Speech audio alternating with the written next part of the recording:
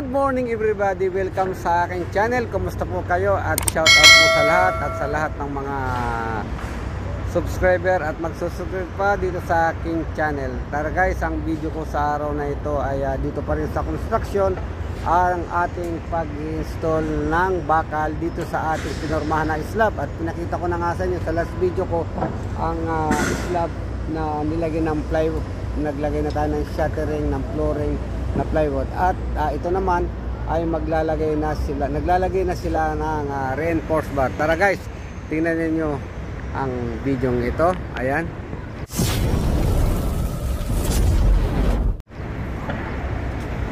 At ito nga, nandito ulit tayo sa ibabaw ng ating roof slab. At ito, nag-umpisa na silang maglagay ng beam. Ang beam po natin dito ay medyo malaki na, naging 30 by 80 at 20 by 80. Dito sa side nito naging 30 by 80 yan.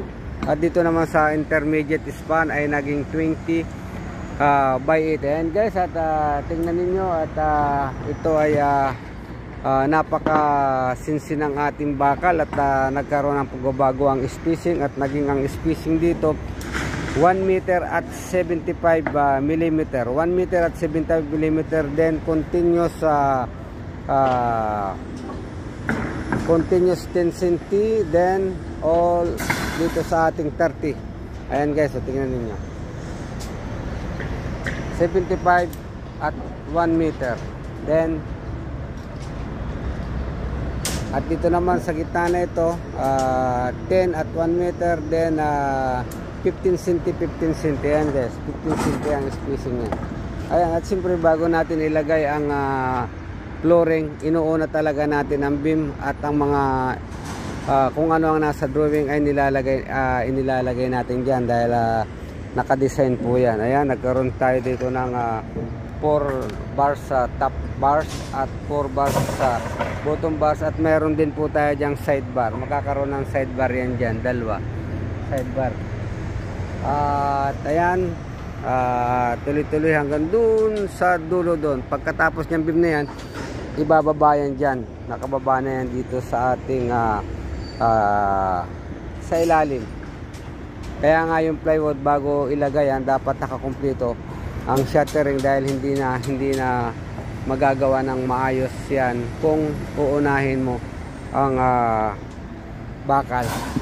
Ayan guys, oh, tingnan ninyo. At siyempre ang ating splice ay nandito tayo, nagkaroon tayo dito ng 1 meter splice, at saktong-sakto naman ang splicing dito sa ating kulong guys. Ayan, staggered ang splice niyan mga kahardot, alternate. Yan doon, medyo malalaki na ang beam dito sa area na to, hindi kagaya doon 20 by 50 lang doon sa gaya doon, pero dito malaki na. Ayan, marami kasing opening dito. Ayan, may mga opening doon, makita nyo opening yan, opening. Ayan, opening doon sa AC po yan, sa AC yung mga opening na yan. Nilagay na bago maglagay ng steel bar ng flooring.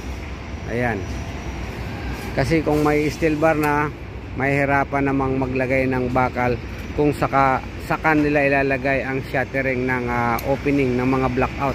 Kaya sinasabay na yan sa pagpuporma ng flooring, ito pong ating mga blackout na yan. Ayan guys, at tuloy po tayo sa ating panonood ng aking video nito.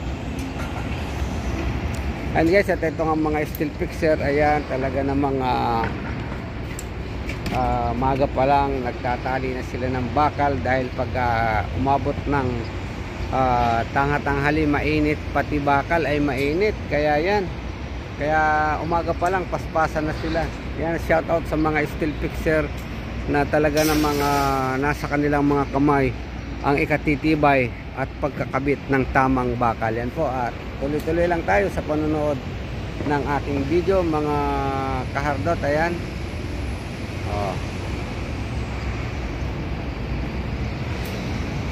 at yun nga mga kahardot, binalikan ko dito sa ating roof slab ang ginagawa ng ating mga steel fixer. At ito na, Yan guys, at halos ang beam nila ay naasimbol na dito sa taas. Pag nakumpleto yan, ay ibababa na nila doon sa ilalim. Yan guys, tingnan ninyo.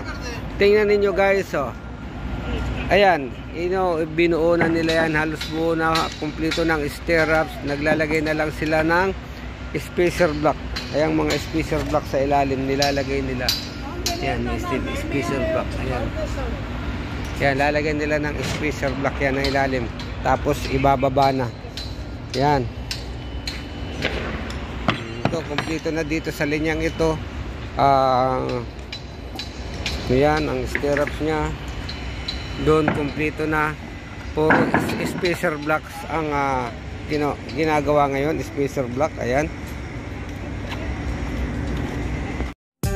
At yun nga mga kadot, inuulit ko pong muli sa inyo ang grade, ang beam po ng ating slab ay inasimbol muna dyan sa taas kung saan ang kanilang pisto. Kinumplito po dyan at saka yan ibababa. At pag naibaba po yan, sa ibaba na ilagay na sa kanyang pisto habang kumplito ng mga inilagay nilang spacer block, ang stirrup ay kumplito na rin at check at may mga sidebar na, ibababa na po yan dyan sa pisto na. Makikita po yan nakababa at doon na po umpisahan ang steel reinforcement nitong ating slab. Yan po, nakasabay po yung beam na yan sa pagbuhos ng ating slab para napakatibay po ng ating roof slab na yan. Semento po yan. Kaya kailangan nating sigurado at kumplito ang bakal as per sa design ng ating mga gumawa nito. Yan po ang ating pinangagarap. Shoutout po sa lahat ng mga steel fixer, sa lahat ng construction na napakagagaling nilang magtali at maglagay ng bakal. Gano'n mang kahirap isuot ay nakukumpleto nila.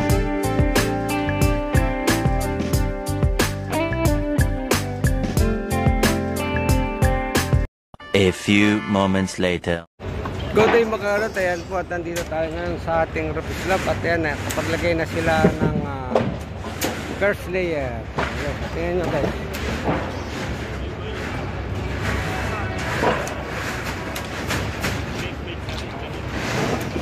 Ayan guys, oh, ayan, naglatag na sila, na sila ng first layer ng bottom bars natin, ayan. At ganyan ang ginagawa natin mga kahardot.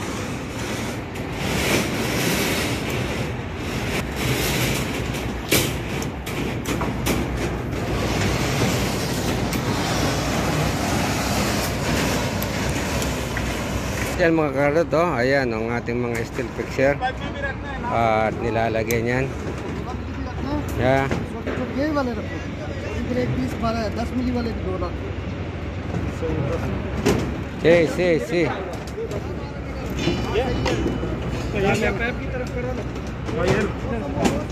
Ayan guys, oh.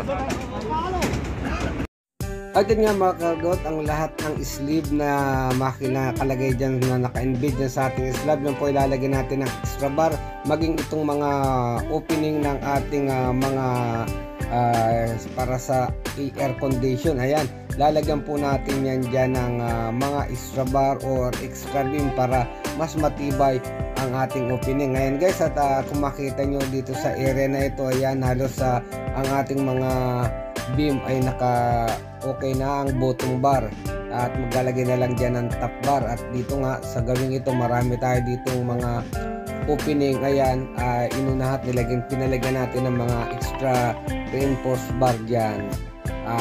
Beam to beam po ang lagay ng extra bar dyan. Maging ang ating mga sleeve pipe ay meron ding mga extra bar yan palibot. Yan po ang importante dyan sa lahat ng mga opening. Kung kayo po ay gagawa ng slab, mga flooring, dyan po nakikita nyo nilalagay niya na ng extra bar yan dyan paikot sa pipe na abot doon sa beam. Ayan guys, so ayan, nakikita nyo sa bottom po, kung naglagay kayo ng 8 piraso sa bottom, sa top bars maglalagay rin po kayo dyan sa second layer.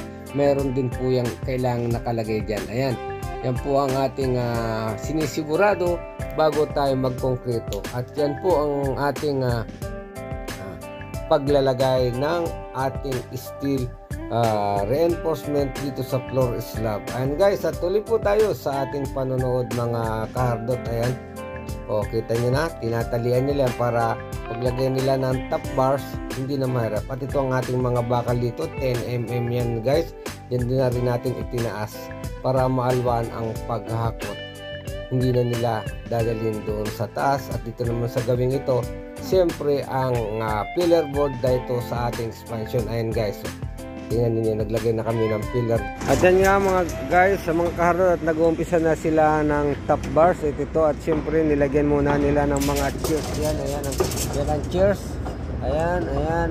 Kailangan lagyan muna. At then, uumpisa na nila yung top bars. Inuna nila yung dalawang linya para paglalagay nila ng top bars, hindi sila mahihirapang mag-adjust. Yan po ang isang magandang paraan dyan. At siyempre itong bakal natin nito, staggered po lagi ang splicement. Ano ba yung staggered? Alternate po, hindi magkakapantay ang pag-i-splice niyan guys. So ito, ayan, tingnan nyo guys, yan ito naka-splice, ito hindi naka-splice, hindi. Yan po, ganyan po ang ano niyan. Yan po ang ibig sabihin ng staggered or alternate splice. Ayan, hindi pwedeng magpantay-pantay ang splice. Ayan nga, at tingnan nyo guys, at umpisahan na itong ating top bars na ito habang ang atin namang electrical ay sumasabay din. Ayan guys, umpisa na yan ang layout. At abangan nyo po sa aking susunod na video sa ating pangalawang parts ang pagpapakita ko sa inyo at ipakita ko rin sa inyo pag naglagay ng shuttering sa gilid. Yan guys. At yun mga kautan, dito ulit tayo. Yan guys, at natapos na nga yung first layer nitong ating bakal dito sa taas. Ngayon, ang busy naman ngayon ay ang paglalagay ng ating mga electrical piping. Ayan guys, at yun, maraming salamat po sa inyong panonood ng aking video ito. Sana ay lagi nyong mag-comment lang po at para ma-share ko naman sa inyo ang aking opinion tungkol sa hanggang dito na lamang at bye-bye.